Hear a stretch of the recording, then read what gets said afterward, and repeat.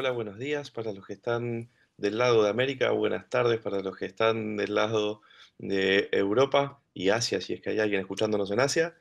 Hoy es un día muy importante para nosotros porque hoy volvemos con los Talks, con los 11 Part Talks.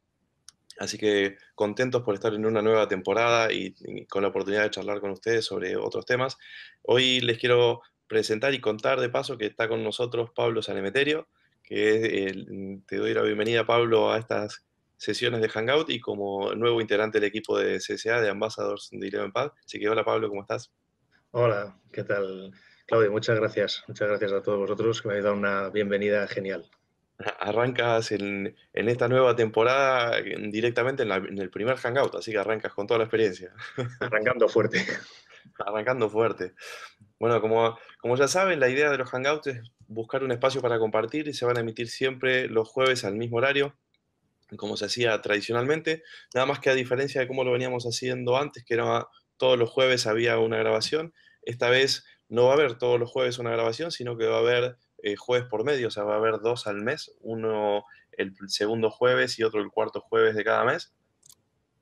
Pero además vamos a tratar de hacer algunos cambios, como por ejemplo en esta ocasión vamos a tratar de ir agregando nuevos invitados y tener más personas dentro de los Hangouts. Siempre va a haber dos CCAs dando la charla y algún otro invitado. En este caso lo tenemos a Sergio Los Santos, así que ya aprovecho para saludarte. Hola Sergio, ¿cómo estás?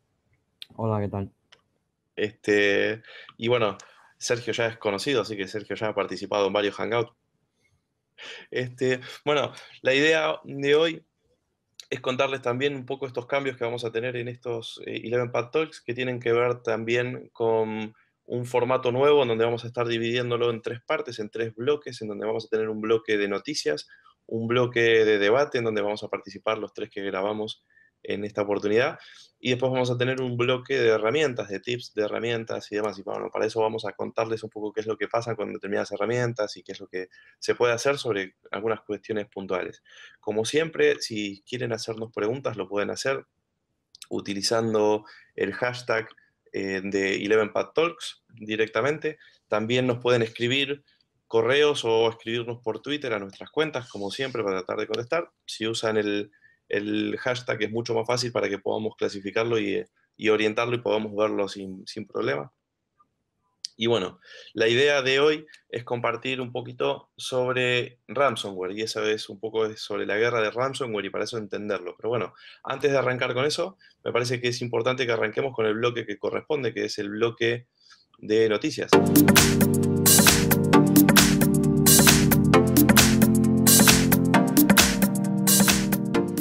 Toca contar un poco las noticias más resonantes de lo que ha pasado en este tiempo, lo que está pasando en estos días y demás, y obviamente no irnos demasiado para atrás, porque si no, esto no terminaríamos más de un bloque de noticias. Así que vamos a contar en esta oportunidad algunas cuestiones bien recientes, y una de ellas es que estuvimos en la RCA, en la RCA Conference, definitivamente la conferencia más grande del mundo de seguridad. Es una conferencia a la que asisten aproximadamente 45.000 personas, no sé cuántas han asistido particularmente a esta conferencia, pero en los últimos años ha estado alrededor de los 45, 47.000 personas, así que es una conferencia realmente increíble y gigante. Y lo interesante de esto es que no es una conferencia como Black Hat o DEFCON organizada por grupos de hackers y demás, sino que es una conferencia organizada por una empresa, ¿no? Y a pesar de eso, convoca mucha gente, digamos, ¿no? Y es realmente interesante. Es brutal. El número de personas que me has dicho me parece alucinante. ¿Cuántos normalmente había en DEFCON este último año? ¿Cerca de 19, 15? Y alrededor de los 20, 22 esos son los años, ¿sí? O Y sea que estos es son, más del doble. es más del doble, es más del doble. De hecho, se hace en el Moscone Center dentro de la ciudad de San Francisco y está dividido en tres edificios. Tenemos dos edificios en donde está la parte de los stands, digamos, ¿no? Donde tenemos los stands de todas las empresas, los booths de todas las empresas, donde estamos nosotros. Y hay un tercer edificio que es donde son las sesiones, las conferencias. Realmente es increíble, es una conferencia para venir. Y también es interesante que no es tan vieja, no es una conferencia tan vieja, es una conferencia que arrancó en el año 2012 y tiene varias ediciones ya en otros lados. O sea, arrancó en el 2012 haciéndola en San Francisco, que es donde se hace siempre, y en Europa, y luego agregó a Asia también, entonces lo está haciendo en varios lados a la vez, hace varias ediciones durante el año. Sin duda, la de San Francisco es la más grande de todas, ¿no? Pero Espectacular. es un Por monstruo, es una conferencia para ahí. De hecho, deben estar viendo imágenes que les estoy pasando algunas imágenes para que vean de lo que es la zona de stands, para que vean las dimensiones de los stands. Son stands gigantes, hay de todo, hay mesas chiquitas de gente que viene a vender un producto o incluso a vender su propia empresa, o hay stands gigantes de los grandes players, de los grandes jugadores o de las grandes marcas, o incluso de marcas que no son tan grandes, pero que han crecido brutalmente en este último tiempo. Entonces, es realmente una conferencia para venir y para prestar atención. Bueno, ¿y cómo es el stand de Telefónica este año? El stand de Telefónica, ahí lo estoy pasando en imágenes, como para que lo vean. Es un stand muy bonito y atendido por mucha gente. Realmente este es el segundo año que participamos dentro de la RCA como sponsors. Y la experiencia es genial, no para de haber gente, realmente todo el equipo, hoy somos aproximadamente 30 personas de Telefónica reunido con clientes, atendiendo, y es continuo desde la mañana temprano hasta la noche después de la cena, charlar, charlar, charlar. Realmente una experiencia increíble, increíble. Bueno, quizás si tenemos que hablar ahora un poco de otras noticias, de lo que ha pasado en estos días. Podemos contar que la semana pasada estuvo el caso del hackeo a los bancos de Polonia, digamos, ¿no? Como un caso de referencia, ¿viste? Que han hackeado varios bancos a través de un organismo de control dentro de Polonia. Sí, espectacular. El no saber por dónde te van a venir entre comillas, las tortas, ya. No saber dónde te Claro. vienen a atacar los ataques. Hasta tus amigos, las líneas amigas son las que te atacan. Es interesante, es un caso interesante, aunque no ha trascendido demasiada información sobre lo que ha pasado, pero sí se sabe que sí, las entidades bancarias se han infectado a través de un malware, perdón, se han infectado con un malware a través de la misma organización financiera gubernamental, y ha hecho que por lo menos 20 bancos se hayan visto afectados en cuanto a lo que tiene que ver con fugas de información, con leaks, digamos, de datos y demás. Por lo que se sabe, hasta ahora no ha habido ningún compromiso de dinero, digamos, no es que ha habido un compromiso de cuentas, pero bueno, la verdad que es un caso interesante para tener en cuenta, digamos, ¿no? Y Hacía para tiempo, estudiar y para no, seguir. hacía tiempo no se hackeaban bancos, la verdad. Desde los 81 millones del Foundation no se ¿Cierto? hackeaban bancos y la verdad es que casi todas las fugas de información estaban recayendo sobre el sector de salud pública y health y demás. Y la verdad es que es curioso que vuelvan a afectar al sector bancario otra vez como objetivo. Sí, sí, tal cual, muy cierto, es muy cierto. Bueno, y otro de las cosas que ha pasado en las últimas semanas, que esto que es un poquito más viejo, pero que ha pasado también tiene que ver con el gobierno argentino. Y bueno, Ujú. obviamente me toca contarlo porque estoy aquí en Argentina, ¿no? Pero, pero bueno, la particularidad es que han afectado aparentemente a través de un simple phishing a la ministra de Seguridad Nacional, y le Mm. han robado sus cuentas, y a partir de ahí han escalado y han robado otras cuentas y han afectado y han comprometido cuentas de correo del Ministerio de Justicia, perdón, del Ministerio de Seguridad y del Ministerio del Interior. Y así se ha comentado bastante de que han afectado algunos de los sistemas que tienen información Comprometida, eh, entiendo. comprometida, sí, tal cual. Desde Eleven hubo un shot que se ha hecho, digamos, con respecto al tema, digamos, que lo han hecho el equipo de analistas, Yaisa y Félix, digamos, que es muy lindo para leer. Ujú. Pero bueno, son esos casos para seguir, porque bueno, de estas cosas parece que vamos a tener para hablar mucho durante estos años, ¿no? Mm. O por lo menos durante esta temporada de Hangout me parece que va a surgir bastante. Va a surgir bastante, yo creo. Me recuerda un poco también, muy atrás, un poquito atrás en el tiempo, pero el Summit del G20 en San Petersburgo de 2013, que también se fueron unas cuantas delegaciones con premio. No tan caso phishing, pero me recuerda un poco a ese estilo de ataques.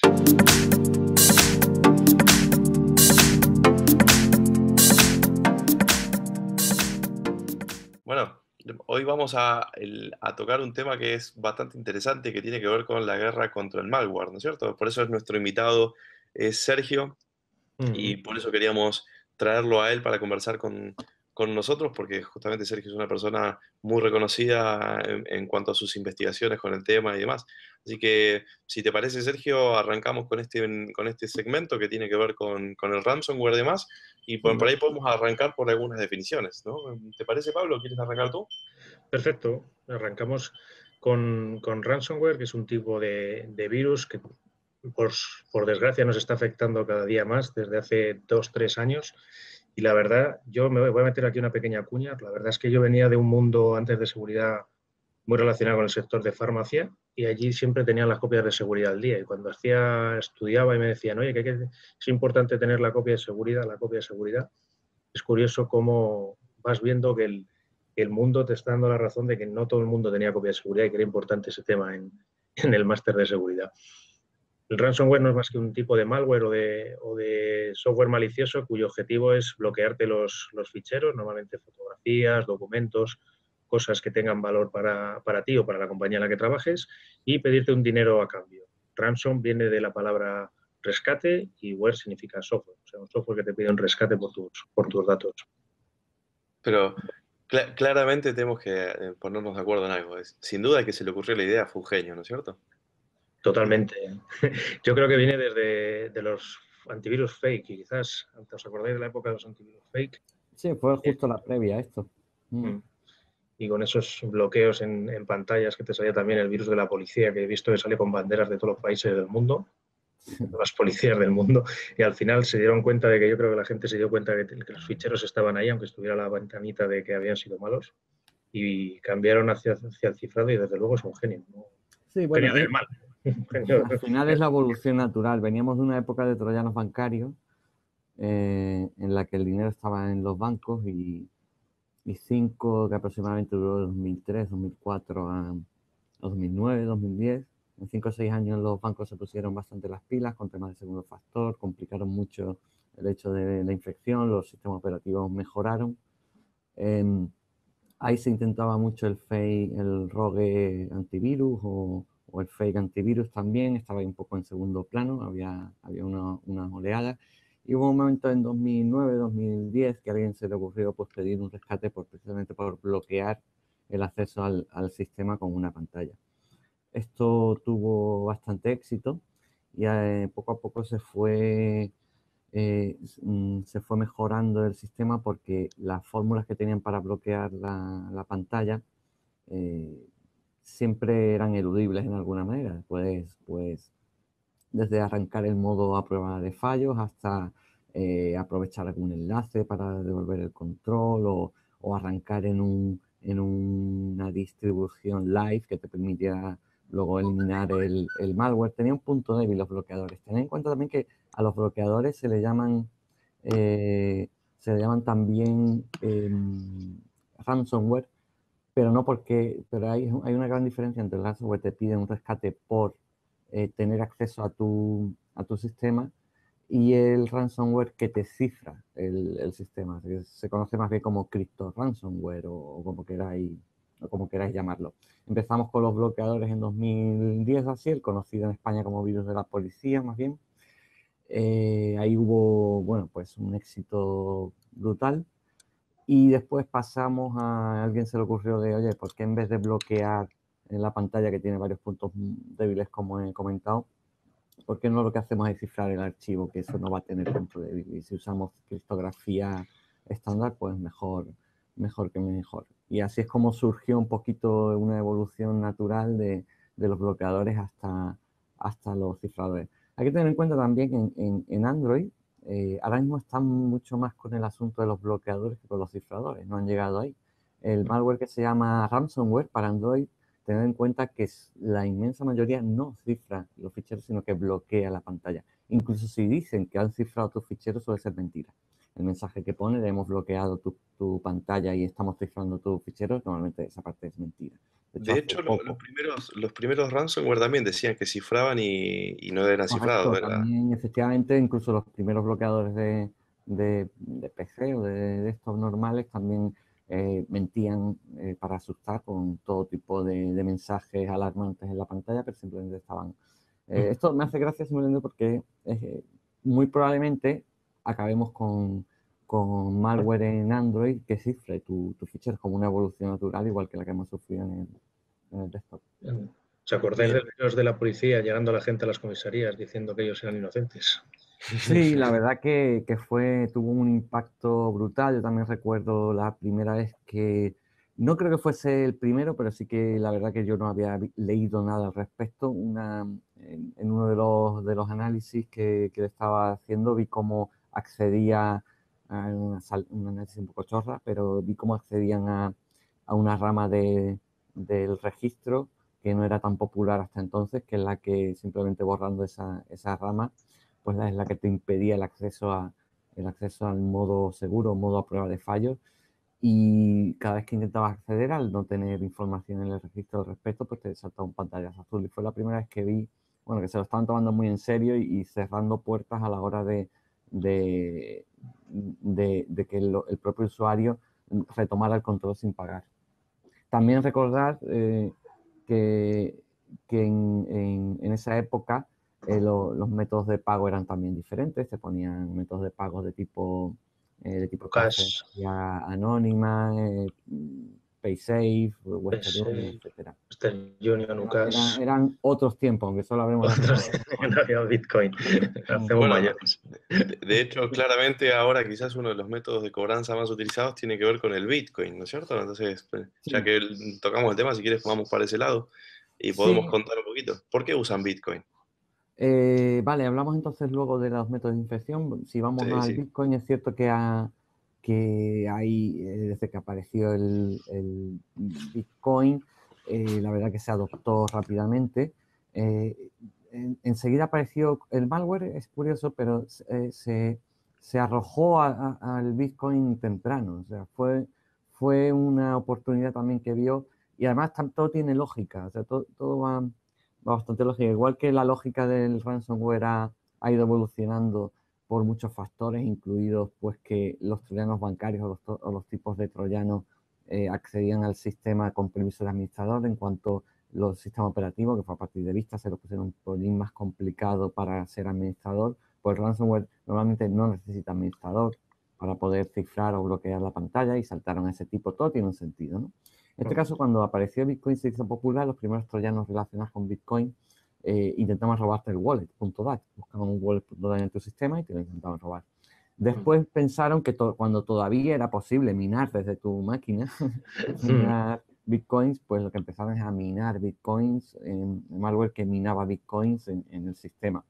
Pero cuando ya todo eso falló, porque era difícil robarte la cartera o minar Bitcoin es absolutamente inútil, está dominado por China, lo que hicieron fue valerse del Bitcoin como método de pago totalmente anónimo, descentralizado y de una forma además muy inteligente.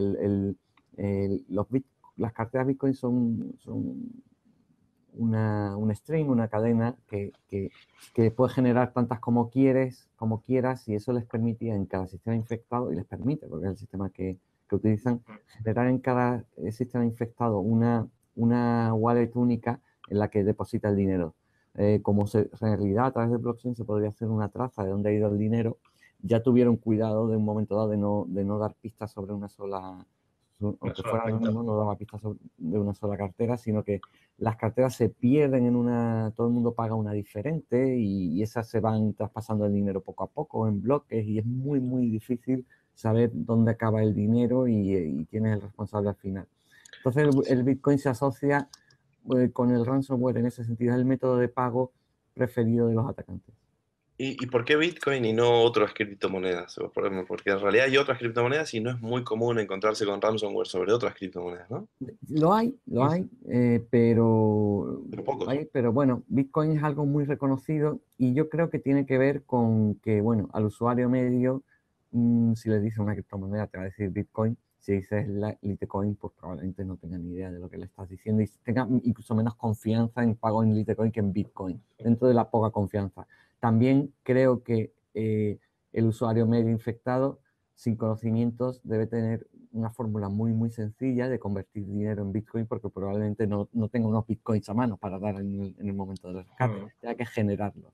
Y ahí sí que existen páginas más o menos reconocidas que te permiten de forma sencilla obtener Bitcoins, y creo que es por el motivo por el que utilizan, para estar más cerca del usuario medio, que aunque no tengan ni idea de usar Bitcoin, no es algo que esté popularizado en el entorno no freak, ¿no? de la informática, pueda llegar a una página con más o menos prestigio y le sea más sencillo obtener Bitcoin. Tiene que ver quizás con la implantación, que esté altamente implantado, que haya incluso cajeros de Bitcoins, y la facilidad de convertirlo luego en el fondo en dinero. Exactamente, creo que sí, que dentro de lo que cabe es la más popular y si buscas una cercanía con el atacado para que se sienta lo más cómodo posible dentro de...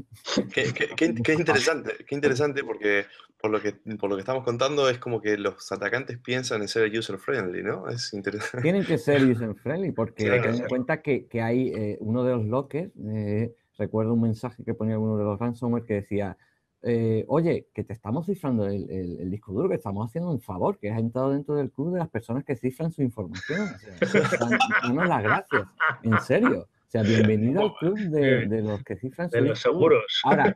Ahora, el único problema es que esto requiere un pago para poder descifrarlo, pero que, oye, que tienes tu información cifrada, que no es lo que te dicen todo el mundo en seguridad, que tienes que descifrar tu información. No es tan malo, no es tan malo, claro. No es tan malo. Tú sabes que hay casos curiosos porque, por ejemplo, yo recuerdo un caso que hubo hace poco en un cliente que fue afectado por un ransomware y cuando le piden el rescate, él decide pagar, antes de contratar a alguien, decide pagar, porque obviamente normalmente los pagos son de poca plata, entonces muchas veces les conviene pagarlo y recuperar su información, o es el pensamiento normal que tiene un usuario, ¿no?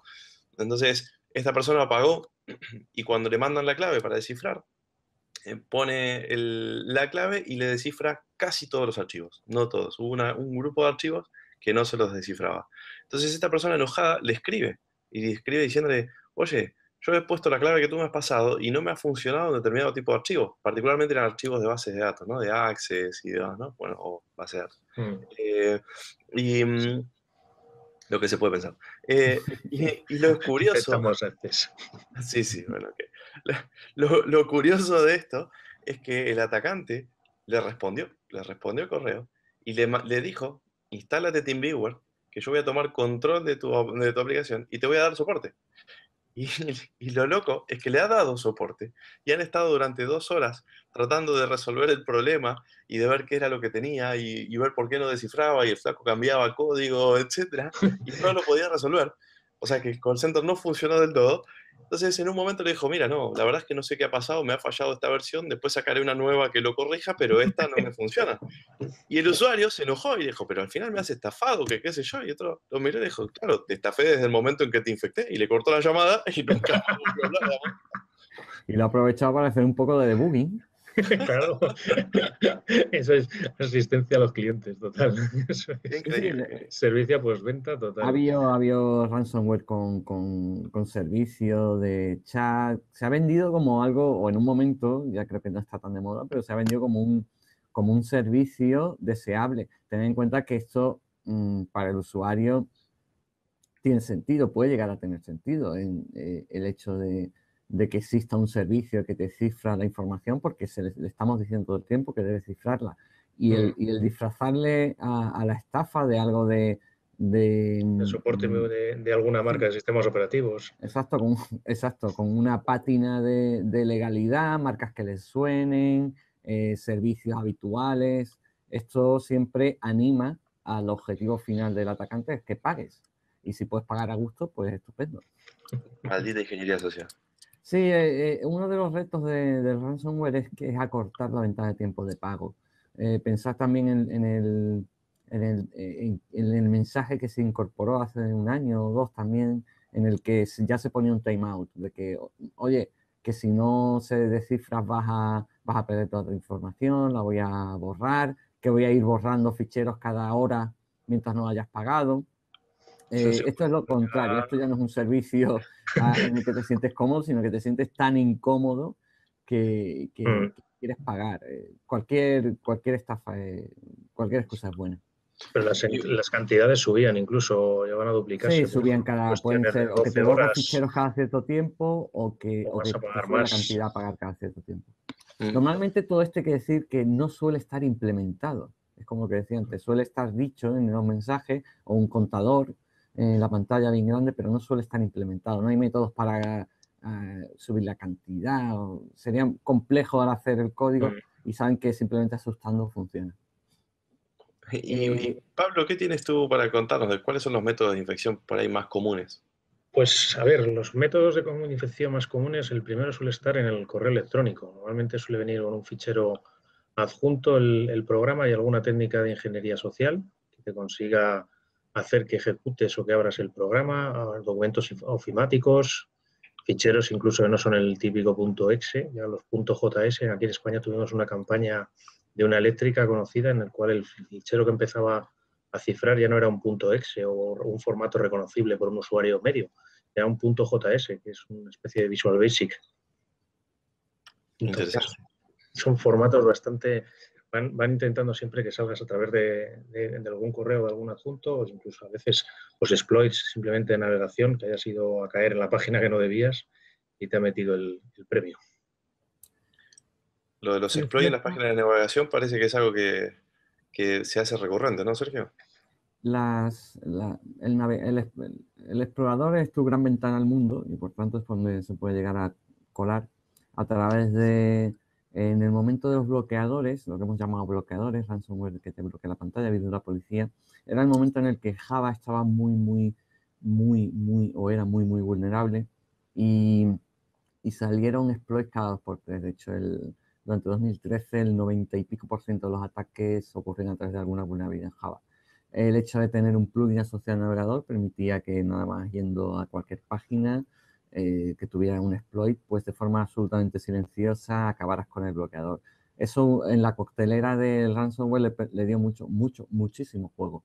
De hecho, el 100%, yo creo que diría que el 100% de los ataques de ransomware usaban, o la inmensísima mayoría usaban Java como método de infección, porque el 90 y pico % de todos los ataques del año, tanto ransomware como no, venían a través de Java.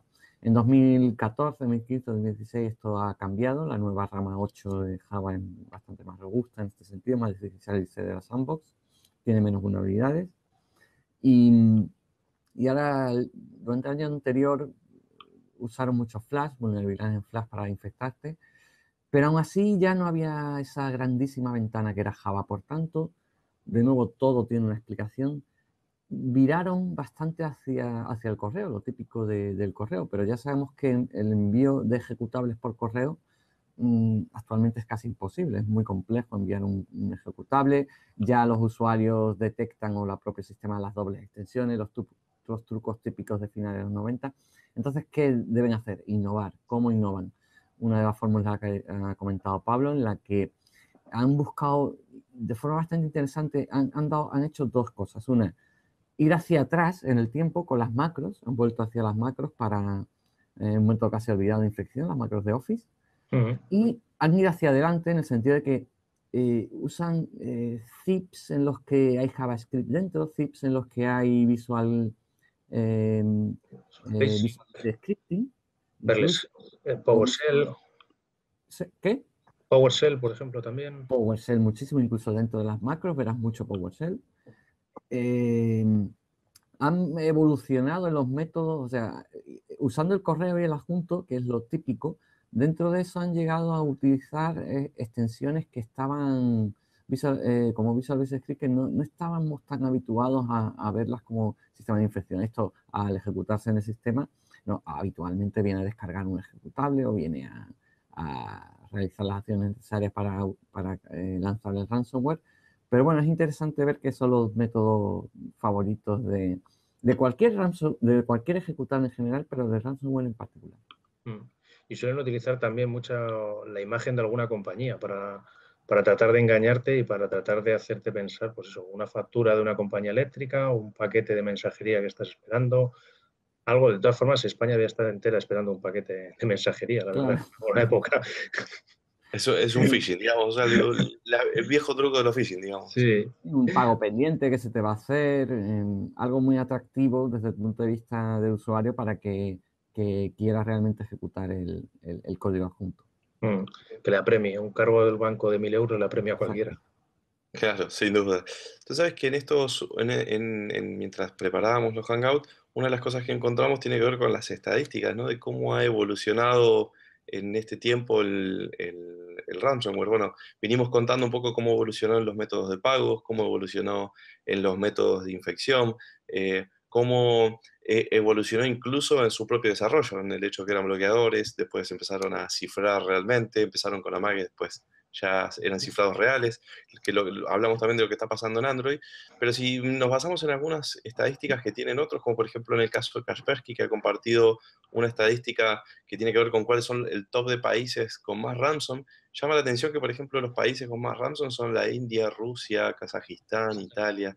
Es una estadística bastante interesante, ¿no? Y han hecho un informe bastante interesante, ahí está el link de la fuente, en donde se puede ver, en donde ellos comparten incluso cuáles son los tipos de ransom que más les han afectado, ¿no? Y es una torta bastante extraña, digamos. Yo pensé que era un poco más parejo. Sí, sí, es bastante sorprendente la cantidad de Tesla Crypt, que es el que más se está utilizando.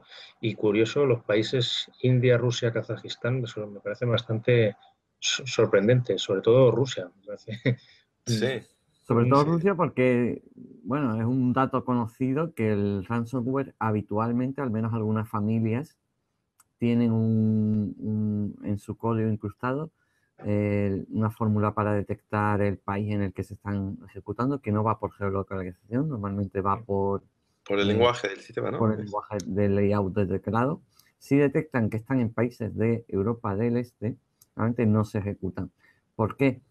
No se sabe muy bien por qué, pero bueno, entra dentro de quizás la filosofía anticapitalista en la que, bueno, los países históricamente ligados al comunismo no se quieren salvar, ¿no? de este Claro, tipo de ataques. Es lo que claro. se presupone y es curioso tanta infección en Rusia cuando realmente muchas familias implementan este método. De hecho, habitualmente se bromea con que si quieres librarte buena parte del ransomware, simplemente cambies el teclado ruso y te libras.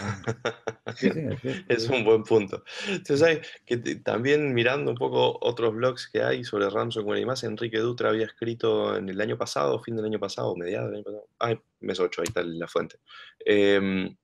El año pasado había sacado una gráfica que no sé realmente si es de él o si era de otro lado, pero que en esa gráfica se veía como una línea de tiempo con respecto a la cantidad de malware de ransom desde el 2005 hasta el 2016.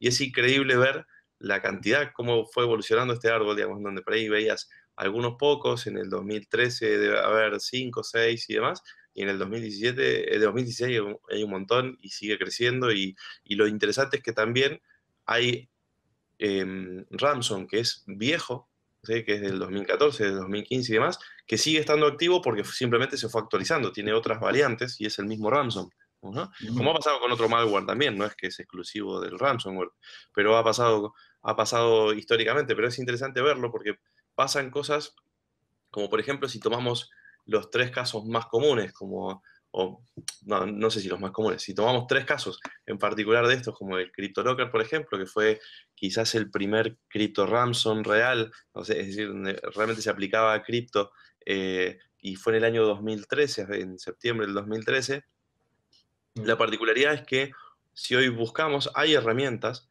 para desinfectar o para desbloquear en realidad ese cripto. Sin embargo, las herramientas son para las versiones de 2013 y 2014. Existen versiones de CryptoLocker más modernas en donde al día de hoy no existe ninguna herramienta para descifrarlo. Sí, la verdad es que la evolución en el cifrado, la tipología de cifrado que están utilizando es como, yo creo que también como cualquier otro tipo de software que podáis ver. Primero lo sacas, luego vas corrigiendo los fallos o las debilidades que ellos han ido detectando. Se les escapaban los clientes al utilizar cifrados débiles y yo creo que ellos mismos también hicieron un estudio de criptografía y métodos de criptografía robusta y a día de hoy tenemos lo que tenemos. Ya son métodos bastante difíciles de descifrar. ¿Y Sí, vamos. tú crees que tendrán algún Secure SDLC como metodología para trabajar en esto? Yo creo que tiene que tener una Cuba bastante fuerte, la verdad, No me estas cosas. extrañaría, no me extrañaría, se quedan a tiempo completo, los beneficios lo permiten, así que hay algunas familias que creo que sí que deben tener su ingeniería del software en mayor o menor medida aplicada y sobre todo tienen muy en cuenta cualquier tipo de publicación en la que se desvele los fallos que han tenido porque les sirve de consultoría gratuita para mejorar su sistema de cifrado. Esto es algo de lo que se habló en la Virus Bulletin del año anterior, que tuve la oportunidad de ir. Lo que se hablaba tanto encima como debajo del escenario era ese debate sobre, oye, ¿sabéis que hemos ayudado a que la criptografía actualmente sea ya irrompible, porque poco a poco hemos ido diciéndole qué fallos han cometido con el dedo en unos blogs muy extensos, en lo que nos hemos apuntado la medalla un poco de que lo es necesario, de saber, oye, pues esto ha fallado aquí en su método de cifrado, tienen unos conceptos fallidos de criptografía, se solucionaría de esta forma y hemos conseguido pues que realmente lo solucionen y la siguiente versión no se pueda descifrar. Por tanto, casi todas las herramientas que veamos siempre van a corresponder a quizás a versiones anteriores y corremos el riesgo de que lo hayan corregido. Y obviamente se va afinando el software malicioso hasta el punto de que ya es extraño que cometan errores a la hora de implementar la criptografía. Bueno, de hecho, si volvemos a la gráfica que estábamos mirando hace un ratito, en donde podemos ver que, por ejemplo, en el caso del CTB Locker, al día de hoy no hay ninguna herramienta para descifrarlo, o sea que ha pasado tiempo, porque el CTB Locker es del 2014, así que fíjate que han pasado unos cuantos años y al día de hoy no hay nada en donde se lo haya podido descifrar. Y tenemos otro más, como el caso de Petya, que por ejemplo ha cambiado el modelo. Petya, cuando te infecta, te cifra todos los archivos y luego la MBR, digamos, ¿no? O sea, ya ha ido un paso más en Sí, la evolución. van innovando. Petya, bueno, aunque es anecdótico, ¿eh? El nivel de infección de Petya es anecdótico, pero sí Sí, que cierto. innovó en el sentido de que cifraba además el primer sector del disco duro, de forma que el ordenador quedaba, no es que quedara inusable, pero sí que lo cifraba en una capa de arranque muy temprana. Y lo hacía pues modificando el código MBR que apuntara a otro sitio. No Bueno, se puede lo curioso de Petya también es que para poder descifrarlo, digamos, en realidad el proceso de descifrado era manual, o sea que lo podías hacer, no necesitabas ninguna herramienta, era botear con otra máquina Ujú. y lo podías Sí, llegar a resolver. podía llegar a restaurar al menos el MBR, pero cometieron en el cifrado, utilizaban un cifrado Salsa 20 y lo cometieron un error a la hora de implementarlo perdón, un segundo. Cometieron un error a la hora de cifrarlo y pudieron descifrarlo y recuperar el sistema incluso sin bootear con otra máquina. Como te decía. Bien, y podemos hablar también, ya que estamos, de si vamos a hablar de otras variantes o de otros casos resonantes, podemos nombrar de uno que hemos encontrado nosotros desde el lab, ¿no? Vemos que has trabajado tú, Sergio, en particular, y tú también, Pablo, han trabajado los dos en este caso, que es el caso de Popcorn. Así que, ¿nos quieres contar un poquito, Sergio, de qué se trataba Popcorn? Bueno, pues el Popcorn es un ransomware aparecido recientemente, cuya particularidad era que tenía una especie de lo que yo entendí como una especie de plan amigo, en el que si tú te veías infectado, tenías la oportunidad de descargar el malware y si infectabas a dos amigos con él, dos amigos, entre comillas, con el malware, tu descifrado te salía gratis. Obviamente nos llamó la atención, nosotros en el laboratorio y en la parte de innovación tenemos que tener unas orejas y un ojo muy grandes con respecto a todo lo que está ocurriendo ahí fuera y afortunadamente tenemos la libertad como para poder dedicarle algo de tiempo a cualquier cosa que nos parezca interesante. En este caso, obviamente, este tipo de malware era muy interesante, nos pareció interesante.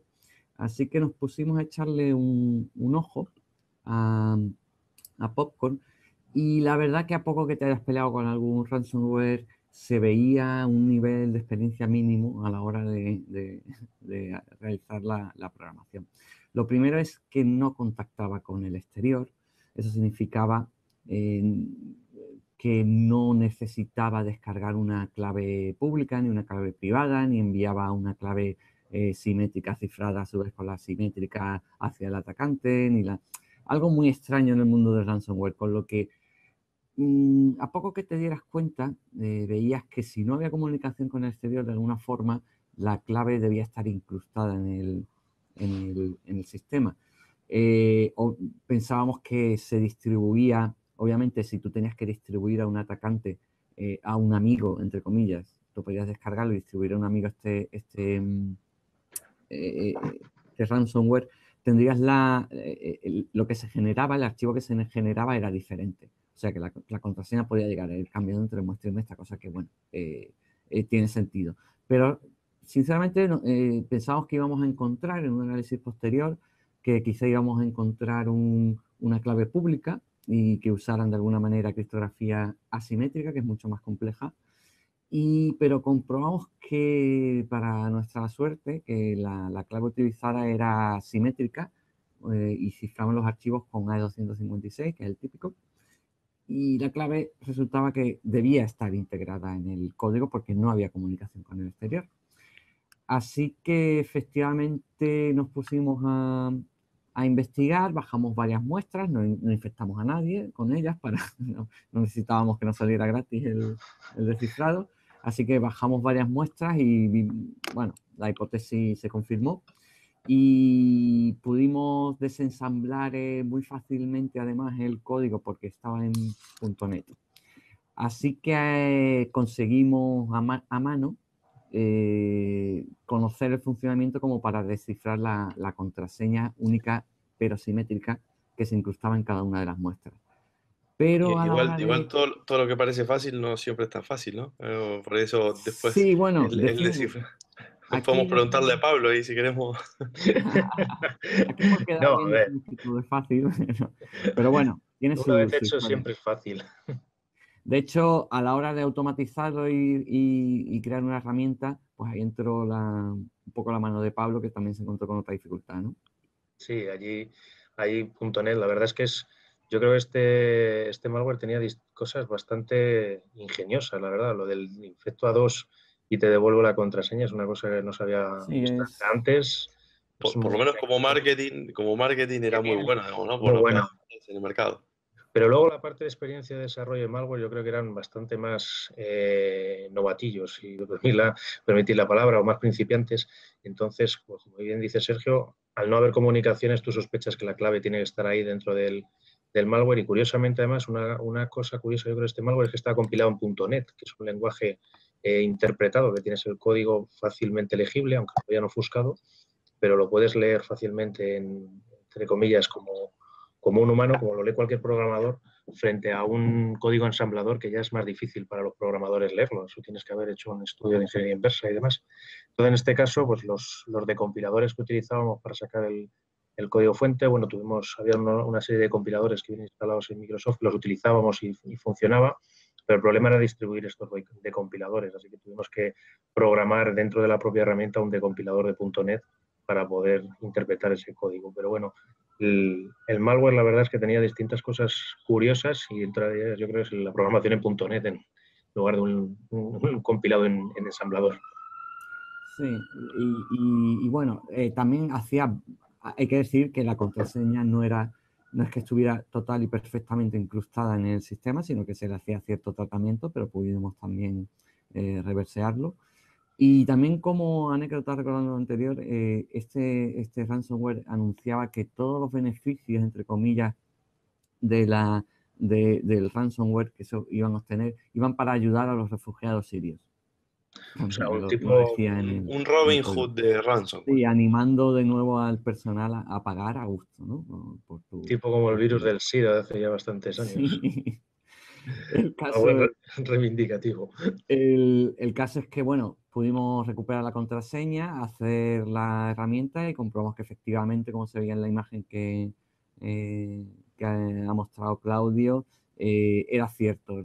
El proceso de descifrado, y no solo el proceso de descifrado, sino de desinfección, porque se ejecutaba al inicio cada vez, era real y devolvía los archivos y el estado de la máquina tal como fue encontrado.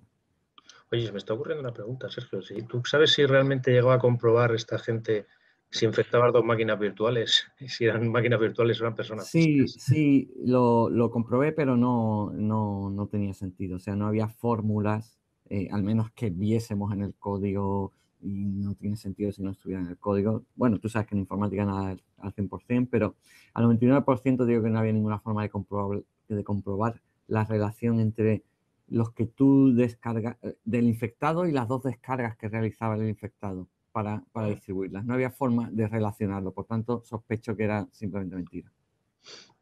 Un hermoso fake para publicitario, digamos. A no ser que toda la lógica estuviera en el servidor, pero Pues por no lo que tenía pudimos servidor de ver, clave ya. no, sí, por lo que pudimos ver en el servidor accedía a diferentes carpetas, pero no, creo que no.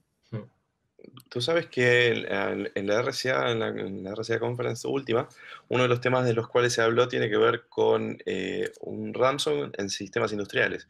Ya había charlas y se objetaba la posibilidad de trabajar sobre el ransomware en sistemas industriales. Algunos pensaban que la única forma de afectarlo tenía que ver con las máquinas donde vos corres un sistema SCADA, o sea, con la PC donde corres un sistema SCADA capturando su base de datos y demás.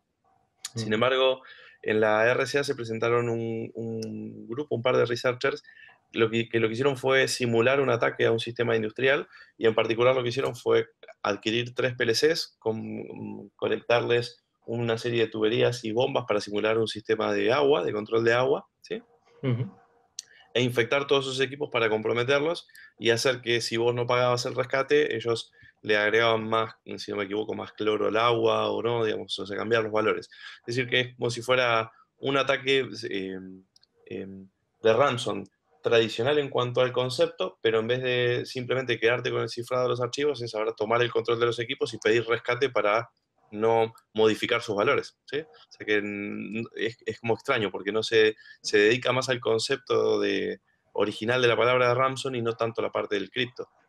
Sí, la verdad es que eso me resulta curioso, me está viniendo algún caso, incluso que he escuchado alguna vez por España aquí, de una fábrica de zumos que tenía un malware. En este caso no estaba secuestrando porque no pedía dinero, pero el caso es que le cambiaba los valores del PLC y el zumo les salía con el doble o el triple de azúcar del que debía, con lo cual tenían que tirar todas las partidas de zumo, todos los lotes de zumo que habían hecho. Esto no era un secuestro porque realmente no estaban pidiendo dinero, pero quizás era una prueba de concepto para este tipo de Claro, ataques. pero igualmente estamos viendo también que esto empieza a aparecer incluso ya en otros mercados, ¿no es cierto? Como porque lo tenemos, bueno, a ver, lo teníamos, normalmente uno piensa en las PCs, Sergio habló también de los casos para los teléfonos, entonces lo tenemos para casos de teléfonos como el caso de Android, pero también lo empezamos a ver ahora en PLCs o en sistemas industriales, también se empieza a ver en mercados como los sistemas médicos, también lo podemos ver en casos de hoteles, como comentabas hoy cuando estábamos charlando antes de arrancar el Hangout, Ujú. del caso del hotel, no sé dónde era, En si... Austria creo que era el hotel y me parece que lo que se había afectado fue el sistema de apertura de las llaves. Es decir, la puerta tú no te vas a quedar secuestrado dentro de la habitación porque tienes un picaporte físico que te permite salir, pero creo que el tema del sistema de apertura de las puertas estaba bloqueado o simplemente los clientes nuevos ya los que venían ya no tenían llave para entrar a sus habitaciones, con lo cual es pararte el negocio, pero ya a lo físico. Y incluso hay algunas veces que estoy empezando ya a pensar que dentro de poco igual lo que nos paran es el coche. Imagínate que estés antes de salir de casa y te digan, o me pagas 100 euritos o no salir de casa.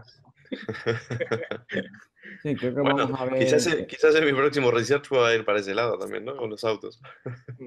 El tema del ransomware también tuvo mucho impacto en los hospitales en el momento en el que, bueno, paras la producción, entre comillas, de un hospital, pues es que literalmente puede ser mortal y letal para mucha gente. Entonces, los pagos subían a unas cantidades enormes y los hospitales estaban dispuestos a pagarlo. Claro, claro, bueno, De los primeros que creo que pagaron, ese es un poco el principio de esto, ¿no? De los ransomware, es que siempre los valores que se ponen son valores que normalmente las personas pagarían, o en este caso las empresas pagarían porque estás con la vida de una persona, entonces no puedes jugar y estirar tiempo porque tenés que resolverlo. Entonces, un poco lo que intentan jugar en este principio es eso, es primero convencerte para infectarte con técnicas súper tradicionales que tienen que ver con phishing o con ingeniería social en sí mismo, y después finalmente poner valores que sean aceptables, o sea que te convenga más pagarle que contratar a un especialista para que vea si lo pueda romper. así es. Apremiarte en el pago también siempre es muy importante. Sí, tal cual, eso es muy cierto. Y si hablamos de soluciones, también podemos hablar de que hay alianzas y que se ha trabajado un poco en eso, ¿no? Y existe quizás lo que conocemos como No More Ransom, digamos, el puntor, que es un sitio, en donde de hecho la herramienta que han desarrollado Pablo y tú, Sergio, está ahí arriba, ¿no? Está en esta plataforma. Sí, Novo Ramson es una alianza entre empresas privadas, Kaspersky, Intel y la Europol para centralizar el ataque y la lucha contra este crimen cibernético, y funciona atacando desde las dos vías. La vía más física, en el que la Europol anda detrás de los potenciales atacantes, intenta seguir el dinero, intenta atribuir a diferentes bandas el malware y detenerla al fin y al cabo. Y la vía técnica, en la que las casas antivirus principalmente, bueno, y ahora afortunadamente también en Paz, pues intentamos crear herramientas para descifrar el malware y las potenciales víctimas, porque pueden tener una salida sin necesidad de pagar. Bloquearlo desde las dos vías. Nomo Ransom es una organización en la que el usuario tiene dos opciones: subir su archivo cifrado o su mensaje de ataque, y el sistema intentará saber o conocer cuál es el malware concreto que te ha llegado a infectar el sistema. Y por otro lado, centraliza y recopila las herramientas que están dispersas a través de Internet o de diferentes empresas, para que en un solo lugar puedas elegir, si tienes suerte, pues alguna que te descifre los ficheros y puedas recuperar el control. Bien, y si nos basamos en eso, y quizás retomando, Pablo, podríamos retomar desde donde vos habías arrancado al principio de la charla, cuando contabas el tema de los backups en donde trabajabas antes. Podríamos contar cuáles son las soluciones que se proponen, digamos, para evitar ser infectado en un caso de ransomware. O sea, ¿qué es lo que podría hacer la gente como medida preventiva bueno, a veces reactiva para tratar de solucionarlo una vez que ya está, pero normalmente es cómo puede prevenir encontrarse ante esta situación, ¿no? ¿Te parece? Sí, desde luego. La primera, desde luego, es la copia de seguridad, la que siempre les digo yo a todas las personas, es: tienes que tener una copia de seguridad, tienes que tener una copia de seguridad que esté al día, no me vale una copia de seguridad hace una semana, incluso la tienes que tener probada. En muchos sistemas no te vale tener una copia de seguridad que no esté probada, porque si la tienes sin probar es como no tenerla. El segundo punto siempre es, pues, tener herramientas, software anti-malware, o sea, software antivirus, software anti-malware que está actualizado y que te permita protegerte de los malware conocidos, sobre todo. Cuando aparecen alguno novedoso que se trate de ocultar, lo vas a tener un poco más difícil, pero bueno, la primera, desde luego, el tener el antivirus al día siempre te ayuda. Luego, tener tu ordenador y las aplicaciones que hay en tu ordenador al día. Cuando no tienes una aplicación o cuando no tienes un software al día que es vulnerable, que ya se conocen vulnerabilidades, te estás exponiendo a que seas víctima de un ataque. Y por último, ya uno que siempre decimos, es el sentido común y no ser confiado, y no pensarse que los adjuntos que vienen de gente que no conoces y con superofertas o con algún tipo de gancho que te quiera coger para el phishing son reales. Tenemos que creer un poco también, pues, esa factura. Si tienes la luz con una compañía que no es la que te está mandando la factura de 1.000 euros, trata de contactar por teléfono, no a través de Internet. Todo este tipo de soluciones o de un poquito de perspectiva. Y desde Eleven Path y desde Telefónica tenemos una solución también propuesta, que es el Latch ARW, que te trata de prevenir que cualquier tipo de, ya no solo de malware, sino de cualquier programa que esté ejecutando en tu ordenador, escriba en un directorio que tengas protegido. Lo tengas protegido con Latch, la escritura y la lectura. Yo creo que aquí Sergio también tiene algo que contarnos con respecto a esta herramienta, ¿verdad? Bueno, es un driver de kernel, ¿cierto, Sergio? Sí, la idea de donde puede surgir esto es un poco de hacer algo diferente. Normalmente las herramientas que te protegen, específicas, que te protegen contra el ransomware, suelen ser reactivas. Tienes la posibilidad de detectar de alguna manera actividad inusual o extraña en el sistema, y dependiendo de esos patrones pueden llegar a intentar bloquear. La aproximación en esta pequeña herramienta va desde lo contrario de la proactividad, en el sentido de que aprovecha las posibilidades del sistema para bloquear una carpeta o un directorio, y conseguir que ponerte en medio en las llamadas de sistema de entrada-salida, y bloquear cualquier petición que se realice, siendo el impacto en la usabilidad el mínimo posible. Así que la aproximación es, no diría evidentemente 100% eficaz, pero sí que la inmensa mayoría no va a poder escribir ahí porque no se puede, literalmente bloquea el acceso de escritura a los ficheros bajo una carpeta protegida con este sistema. Así que lo que aporta es un acercamiento proactivo, no reactivo, y eso protege de la inmensa mayoría del malware, mientras que las otras herramientas tienen el problema de, como dice Pablo, de tener firmas concretas por heurística o, eh, o, o emulación del malware actual, o bien son reactivas en el sentido de que ya puedes llegar a llegar tarde. Unos segundos tarde puede significar unos cuantos de miles de archivos cifrados. Así que, bueno, intentamos cubrir esa parte simplemente con la parte proactiva. Bien, mientras tú hablabas, yo fui poniendo el video abajo un poquito para que se vea cómo funciona la herramienta. Y también lo interesante de esto es que es una herramienta gratuita, ¿no? Cabe destacar que en realidad es una herramienta que Sí, tienen disponible, no es que tienen que pagar algo, es algo que está ahí, lo pueden descargar desde la página de ElevenPad en el sector de Labs, en la parte de Tools. Está esa como un montón de las herramientas que se han generado desde el laboratorio, que son todas gratuitas. sí, efectivamente, no hay ningún coste por utilizarla. Aceptamos cualquier tipo de feedback para mejorarla, siempre cabe alguna mejora.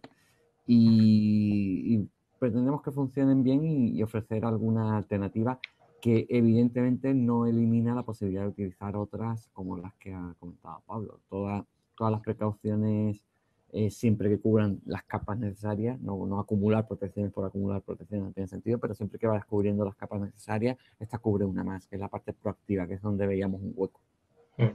Yo le cabría destacar también un caso de uso que creo es muy revelador sobre esta herramienta, que es básicamente la carpeta donde tienes las fotos, que al fin y al cabo cuando las personas, los particulares se ven afectados por un ransomware, muchas veces lo que más echan en falta son las fotografías o las carpetas de fotografías que... Efectivamente, es uno de los argumentos que poníamos encima de la mesa de que, bueno, las fotografías y documentos, en concreto las fotografías, no es algo que edites todos los días, puedes verlos, pero no editarlos. Con esta herramienta puedes bloquear el acceso de escritura a nivel proactivo, de forma que no te enteres de que está ahí, pero si en algún momento dado el sistema se ve afectado por un ransomware, te puede llegar a cifrar los archivos, pero no las fotografías, que efectivamente es, si no tienes una copia de seguridad puede ser totalmente irreemplazable. Por eso, porque permites además la lectura, el uso normal de la fotografía se permite, solo se restringen los accesos de escritura sobre ellas. La gran ventaja es que tú las puedes seguir usando normalmente y lo único que vas a hacer el día que vayas a volcar nuevas fotos a esa carpeta, abrirlo para escribir y una Sí, vez esa es la adentro lo vuelves parte, a cerrar. sí, esa es la parte, la verdad que esa parte está chula. Bien, bueno, me parece que hemos cubierto bastante el tema de esta guerra contra el Ramson y contamos también lo que tratamos de aportar desde Eleven, ¿no? Desde el lado de investigar, desde el lado de crear herramientas para resolver un determinado ransom, como el que contábamos antes de Popcorn, o incluso herramientas que sean preventivas, digamos, pero un poco es el aporte que tratamos de hacer desde la empresa. Y más allá de eso, también pudimos dar una vuelta entera por todo lo que tiene que ver con los tipos de Ramson que hay, con cómo fue evolucionando, con la peligrosidad que tienen, con saber que esto va a seguir creciendo, porque esto un poco lo que transmitimos es que esto no va a parar, digamos, y de hecho creo que, por ejemplo, en el mundo de celulares tienen mucho para desarrollar todavía, y en otros ambientes como los que estuvimos hablando, ¿no? En medicina, en sistemas industriales y demás, parece que es como algo que recién ha empezado, digamos. Así que bueno. No sé si quieren agregar algo más o si cerramos ya el debate y agradecemos a Sergio la participación, Pablo. Yo por mi parte no tengo mucho más que agradecerle a Sergio el participar con nosotros en este talk y, y que le espero ver en muchos más talks con nosotros. Pues yo espero que me llaméis para muchos talks y que ha sido un rato muy agradable compartir con vosotros este debate que se convierte al final en una charla que espero que le sirva al resto de oyentes y amigos para poder aprender algo más sobre un tema que realmente es apasionante y cuanto más te introduces en él, la verdad que más apasionante resulta. Bueno, de verdad, Sergio, muchísimas gracias siempre por tu buena predisposición para participar con nosotros en los talks como la temporada anterior y para compartirlo. La verdad que sabes que te tengo mucho aprecio profesional, sé que sos una gran persona y una buena profesional y me encanta compartir tiempo contigo y debatir temas en el día a día y en los hangouts. Pablo, nosotros pasamos a la siguiente temporada, perdón, pasamos al siguiente segmento de este Iron Pad Talk que tenía que ver con tips de herramientas. Así que si te parece, vamos a hablar de los tips de algunas de las herramientas que tenemos preparados. Sí, adelante. Bueno, Vamos a ver qué tips tenemos.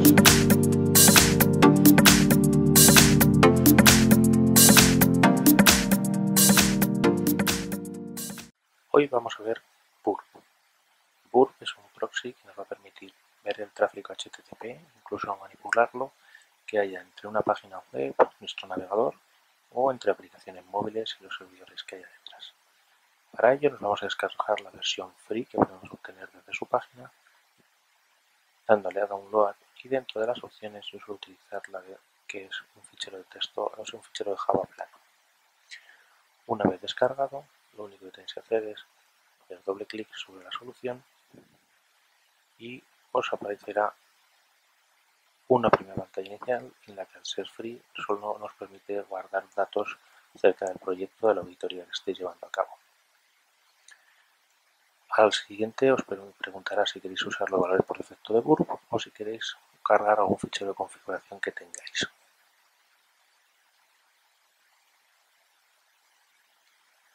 Una vez iniciado, en la pantalla Proxy y en la pestaña de opciones tenéis la interfaz donde está escuchando y otra serie de configuraciones. De momento solo nos vamos a quedar con ver la dirección IP y el puerto donde estará la escucha, y en esta pestaña que es interceptación verificar que está puesto a on. Para que nuestro navegador empiece a mandar las peticiones a través del proxy, lo que hacemos es ir a avanzado, red, conexión, y una vez en conexión le decimos que queremos que utilice el proxy y la dirección que hemos visto, 127.0.0.1 en el puerto 8080. Y a partir de ahora todas las peticiones que lancemos van a ir a través del puerto. Por ejemplo, si quiero ir a navegar a ver las noticias deportivas, automáticamente me salta el proxy y me dice que ha sido interceptada esta petición, que iba hacia el periódico. Vemos una serie de cookies y de otro tipo de parámetros de la petición. Si le dais a forward, la petición irá para adelante. Si le dais a drop, la petición no progresará, con lo que podréis ver, por ejemplo, todas estas que estoy haciendo drop, y la página solo ha traído las noticias sin traerse ningún tipo de JavaScript, ni tipo de Flash, etcétera, etcétera. Otra opción para no estar aquí dándole al botón todo el rato es deshabilitar la opción de interceptación. Y preguntaréis, ¿perdemos las peticiones que estamos haciendo? No, porque aquí hay otra ventanita donde vais a tener toda la historia de las peticiones de esta página web a la que estáis visitando. Como podéis ver, son unas cuantas. Y podéis ver dentro de una petición, por un lado la petición, y por otro lado qué es lo que te responde, qué es lo que te devuelve el servidor web.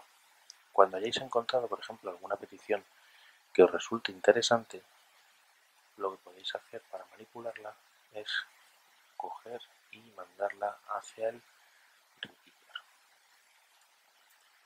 El repeater es un tipo de aplicación dentro de este Burp que os va a permitir modificar aquí parámetros dentro de la petición y volver a lanzarla. Por ejemplo, si le decimos te voy a quitar todo esto de la cookie, a ver qué me devuelves, y le dais a Go, aquí tendréis la respuesta que os ha vuelto a mandar seguramente con establecete esta nueva cookie.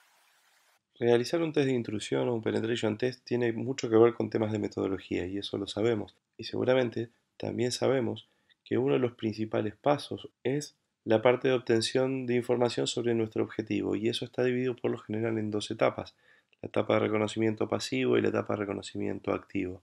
En la etapa de reconocimiento pasivo lo que tratamos de hacer es no tocar bajo ninguna circunstancia nuestro objetivo, es decir, correr la menor cantidad posibles de herramientas contra él y obtener la mayor cantidad de información disponible, sobre todo en fuentes abiertas, o utilizando otras técnicas que por ahí no necesariamente estén relacionadas con las fuentes abiertas. Pero si nos concentramos en las fuentes abiertas, muchas veces la gente nos pregunta sobre cómo saber qué herramientas utilizar, cuál es mejor, cuál es peor, con cuál obtengo más datos y demás. Y la respuesta es siempre la misma, no hay una herramienta mágica que haga todo, ¿no? Cierto es que tenemos muchas herramientas, muchos sites diferentes para buscar distintos tipos de información. Por eso, para ordenarlo y para poder enseñarlo, me gusta mostrar este sitio que se llama OSINT Framework, que lo hemos discutido en la community de ElevenPad en más de una oportunidad y hemos conversado sobre él, porque en realidad lo que hicieron fue construir un mapa de mente, una especie de mapa de mente, en donde tengo ordenado todos los tipos de búsquedas que puedo hacer con respecto a fuentes abiertas. Y por ejemplo, yo desplegando esto puedo ver cuáles son mis objetivos de búsqueda, como por ejemplo username, email, IP address, metadata, información de la dark web, herramientas específicas, tarjetas de negocios, etc. Lo interesante de esta herramienta es que está construida de manera tal en donde yo pueda seleccionar el objetivo que estoy tratando de información que estoy tratando de obtener sobre mi potencial víctima, y sobre eso tengo una serie de herramientas o de sites específicos, como por ejemplo en este caso si elijo username, tengo sites bien específicos que me permiten analizar usernames y tengo buscadores en Shin que me permiten detectar usernames de manera muy sencilla, pero de la misma forma puedo buscar, por ejemplo, si quiero saber algo sobre Twitter, puedo venir a la parte de Social Networks y acá me puedo encontrar con que si quiero, por ejemplo, la información de Twitter, entro aquí y tengo información de búsqueda, donde cómo puedo buscar determinado tipo de información, como por ejemplo un nombre de usuario, un directorio, etcétera. Cómo puedo buscar datos relacionados con una foto en particular de Twitter, o puedo buscar análisis de Twitter para generar un profile de una persona, sabiendo, por ejemplo, cuántos seguidores tiene, qué tipo de seguidores tienen, a qué hora publica normalmente, cuál es el horario en el que se considera que está durmiendo, etcétera, o incluso información de localización de esas personas o de esas cuentas de Twitter. Entonces tengo herramientas de localización. Lo lindo es que esto no solamente me redirige a un site en donde puedo hacer consultas desde un site, sino que también me puede orientar hacia determinadas herramientas, como Creepy, en el caso de lo que estábamos hablando. ¿Qué es lo que más me gusta del modelo de SIN Framework? Es que trabaja en este concepto de mapa de mente y que además de tener mucha información, y es lo que quería compartir con ustedes para que tengan un buen rato de búsqueda y de análisis y que puedan jugar con las distintas herramientas que están publicadas por aquí, es que además se acostumbren a este concepto de trabajar con mapas de mente, si es que no lo hacen todavía, y pueden para ello descargar herramientas como FreeMind o XMind, que son gratuitas y multiplataformas, que les va a permitir consolidar la información de una manera fácil y didáctica para poder trabajarla, analizarla y sobre todo para que cuando uno va avanzando en las distintas etapas del test tenga la información de manera ordenada y clara para poder trabajarla y correlacionarla. Espero que este tip que les he contado les guste y seguramente avanzaremos sobre esto en alguna próxima Eleven Talk.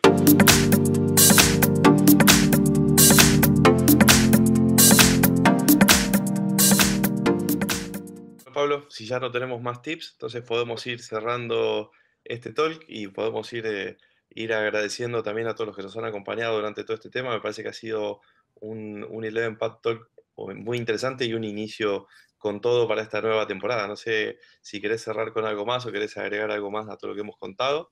Pues simplemente agradeceros a vosotros, ya os digo, todo el equipo de CSA, que me habéis recibido con los brazos abiertos, a Sergio exactamente lo mismo, me habéis recibido con los brazos abiertos en ElevenPad. Agradecerle a toda la gente que ha estado compartiendo con nosotros este Eleven Talk y que ha sido una experiencia genial y que espero repetir muchas veces.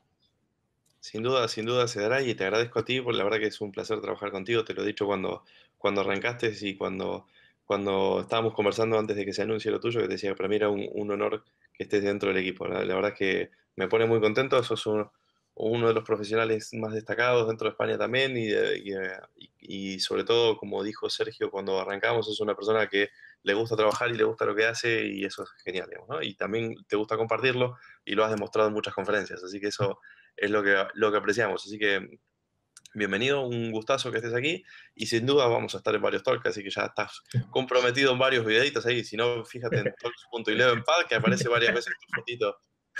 La vi, y el honor es mío. La verdad es que el honor es mío. No es derecho de piso ni nada por el estilo, es simplemente porque sabemos que tienes mucho por aportar. Así que bueno, a todos ustedes, gracias por estar del otro lado, por acompañarnos durante este talk, por acompañarnos durante una nueva temporada. Los esperamos a que escriban, tanto en las preguntas con el hashtag de 11pad Talks vía Twitter o en la community.11pad.com donde estamos tratando este tema, donde ya empezamos a escribir, donde después publicaremos también algunos links que puedan ser de referencia, igual que los tips que acabamos de contarles sobre las herramientas. Y obviamente cualquier cosa que quieran aportar y contarnos y solicitarnos para que hablemos, bienvenidos y esperemos que esta nueva temporada también les sea de mucha utilidad con respecto a todos los temas que decidimos poner para ustedes. Vieron que hay temas que son novedosos y diferentes y hay temas que son más tradicionales, pero vamos a tratar de darles un enfoque diferente y con invitados de lujo. En cada talk van a tener un invitado, siempre va a estar los dos SAs más un invitado tratando de aportar valor a lo que estamos debatiendo y comentando entre todos. Así que gracias por estar y los esperamos en la próxima edición, en donde estaremos hablando sobre ataques a las redes. Así que bueno, va a estar un talk bastante interesante, en ese caso acompañado por Arsène Laurent también. ¿Sí? Gracias chicos, nos vemos. Muy bien, hasta luego. Hasta luego.